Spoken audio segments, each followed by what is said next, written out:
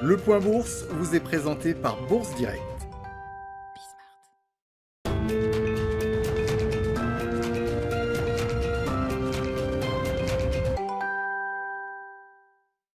Tendance hésitante à la mi-journée à la Bourse de Paris. Les investisseurs restent très focalisés sur les actualités du côté des valeurs depuis ce matin, en attendant l'audition de Janet Yellen face au Sénat aux États-Unis cet après-midi. Auditionnée par les sénateurs en vue de confirmer sa nomination au Trésor, celle-ci devrait, selon plusieurs médias américains, notamment en profiter pour défendre le plan de relance de 1 900 milliards de dollars voulu par Joe Biden. Elle compte en effet mettre en avant que dans un contexte de taux historiquement bas, il est nécessaire de faire les choses en grand dans la lutte contre la Covid-19.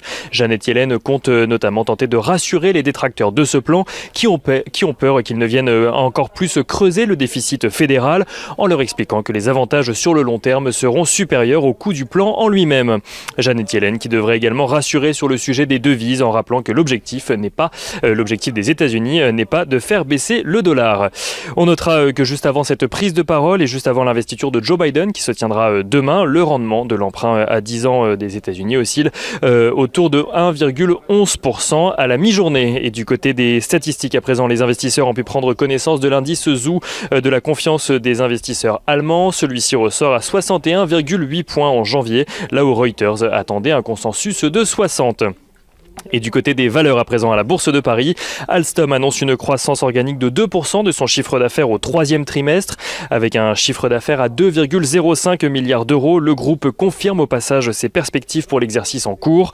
Alstom vise un chiffre d'affaires annuel de son exercice décalé compris entre 7,6 et 7,9 milliards d'euros, ainsi qu'une marge d'exploitation comprise, elle, entre 7,7 et 8%.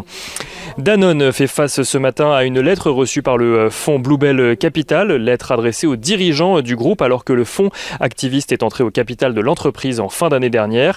Dans la lettre, il réclame notamment une révision de la gouvernance et de la stratégie du groupe, comprenant le remplacement de son PDG Emmanuel Faber.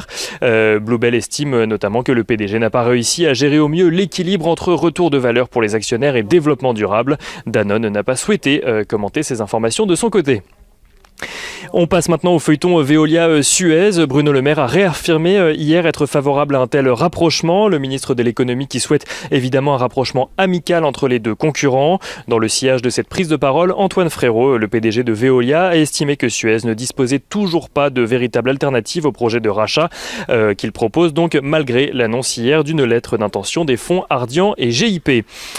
Stellantis continue de progresser de son côté, porté par les chiffres du secteur automobile européen. Si le secteur et les deux groupes, donc PSA et Fiat Chrysler, qui ont donné naissance à Stellantis, ont accusé un net recul sur l'année 2020, la tendance s'est inversée en fin d'année. PSA a vu ses ventes progresser de 1,5% en décembre, là où celles de Fiat Chrysler ont progressé de 7,5%. Et on finit avec Couche-Tard qui annonce de son côté qu'il reste prêt à reprendre les discussions en vue d'un rachat de Carrefour dans le cas où le gouvernement français changerait d'avis. Et on finit avec un petit tour du côté des matières premières. Le pétrole qui à la mi-journée est au-dessus des $55 le baril de Brent. L'once d'or qui, elle, s'apprécie aux alentours des $1 840, tandis que l'euro-dollar sur le marché des changes s'apprécie, lui, à la mi-journée juste au-dessus des $1,21 pour 1 euro.